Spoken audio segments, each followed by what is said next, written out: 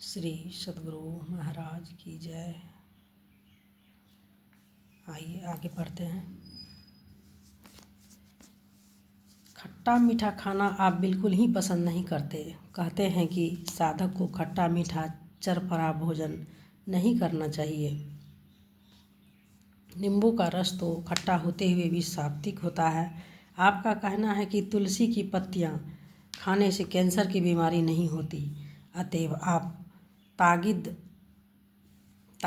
ताकीद करके आश्रम में तुलसी के पौधे लगवाते हैं। आश्रम से बाहर न कहीं जाते हैं तो अपने साथ तुलसी की पत्तियां अपने सेवकों को लेने कहते हैं, क्योंकि हो सकता है जहां जा रहे हैं वहां तुलसी के पौधे नहीं मिले।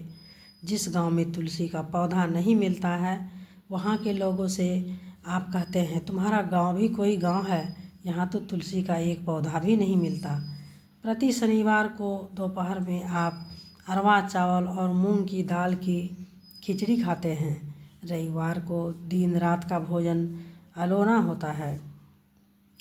मौसम के अनुसार उपलब्ध साग सब्जियों में आप सभी तरह की साग सब्जियां जैसे पालक, बथुआ, गंधारी, पेक्चा, झींगा, परवल, ककोरी, भिंडी, सहीजन, करेला, शलगम, बंधा गोभी, फूल गोभी, पपीता, केला, कुंजरी, खमर, आलू, कद्दू, मूली, कटहल के बीज, आलू का चोखा,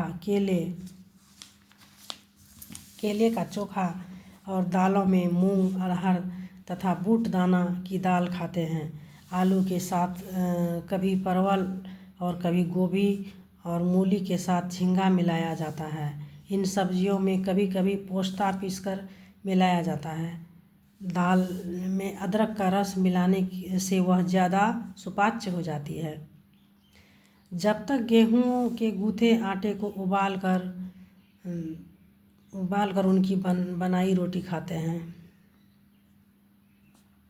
ऐसी रोटी को पचाने में आपको अधिक दिक्कत नहीं होती है। प्रति वर्ष चैत महीने में प्रायः प्रतिदिन प्रातःकालीन सत्संग समाप्त होने के बाद आप नीम की कुछ नई पत्तियां खाते हैं और अपने निकटवर्ती लोगों को भी खाने कहते हैं। नीम की पत्तियां चबा चबा कर उनका रस लेते हैं और सिट्ठी फेंक देते हैं। नीम की पत्तियां खाने से खून साफ होता है। आषाढ़ के आर्द्रा नक्षत्र में आप हर साल अपनी तरफ से भंडारा किया करते हैं, जिसमें मोहल्ले और नगर के परिचित व प्रतिष्ठित लोगों को आमंत्रित किया करते हैं। इस भंडारे में लोगों को खीर, पूड़ी, तरकारी, आम, कटहल आदि खिलाए जाते हैं। आम आप रात में नहीं दिन में खाते हैं। आम का भोजन आलस्य लाकर और मन की सात्विकता बिगाड़कर साधक को भजन ध्यान से विरक्त करता है। जिस आम का रस आप लेते हैं उसका मुंह काटकर प्रातःकालीन पानी में छोड़ दिया जाता है। प्रातःकाल पानी में छोड़ दिया जाता है। दोपहर में भोजन के साथ उसका थोड़ा सा रस लेते हैं। श्री सद्गुरु महाराज की जय। आगे फिर कल। श्री सद्गुरु महाराज की जय।